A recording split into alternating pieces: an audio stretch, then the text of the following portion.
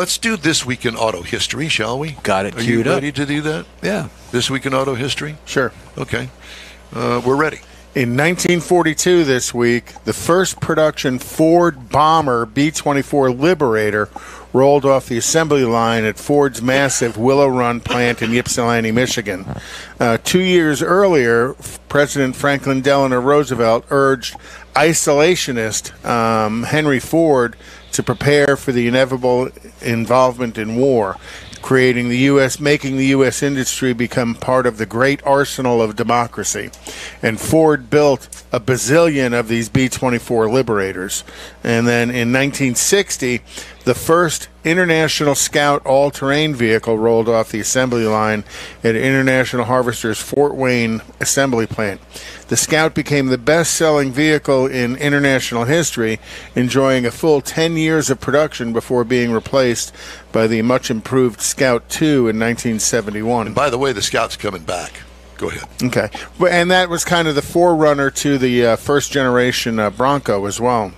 That's not the Bronco. No. In 1979, the last Pacer was produced by American Motors. The bubble top Pacer was a reasonably popular economy car. I don't know that I'd say that, but I did. Though its Jetson-styled body attracted a flack from car critics and stand-up comedians alike. You know, I remember, who was the guy who did the commercial, the Goldfish commercial about the Pacer? I have no idea. Anita Martini, the actor, yeah. the former sportscaster here in town, she had one of those things, and I used to make fun of that car. That was butt ugly. You leave my car alone. I like my car. But one of the creative things about it, the two-door, the driver's side door was like 6 or 8 inches longer than the passenger side door, so it made it easier to get into the back. The oddest thing. In 1984, General Motors announced that it would stop production of diesel engines. At the time, they were Oldsmobile diesel engines. According to GM, the diesel motors get excellent miles and produce plenty of power, but tend to be noisy and produce heavy exhaust. The tightening emission laws drove GM to abandon the diesels altogether. So GM had a full range of diesel engines, mostly V8s. In 1979, it was offered in the Cutlass. Instead of it being a 350 cubic inch, it was a 260 cubic inch diesel. That car didn't have enough power to clear a speed bump unless you got a running start at it. And I was working on them at the time. They were horrible pieces of garbage. And I remember working on them, coming right off the transport truck and knocking. The engine was knocking, hammering, coming off the transport truck.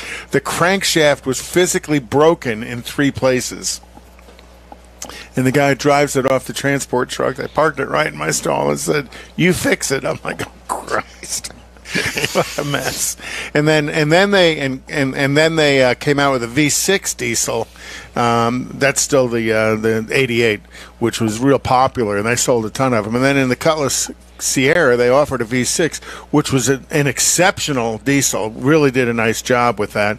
I had one for a company car and got like 40 miles to a gallon in it. But your fingers stunk because you had to put diesel fuel in it. It was, you know.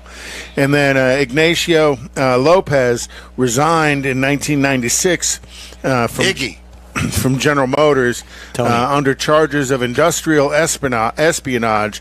And come to think about it, you know, I think he was stealing all of GM's diesel ideas and brought them over to Volkswagen and created all the nightmares of Volkswagen diesels. Interesting. But they said he had stolen trade secrets from General Motors when he defected to Volkswagen. Looks like a spy. That's This Week in Auto History. Okay, well, we're not done with you yet. Let's do the cruise-in calendar. You've got exactly a minute and a half. Riverfront Rally Show and Shine in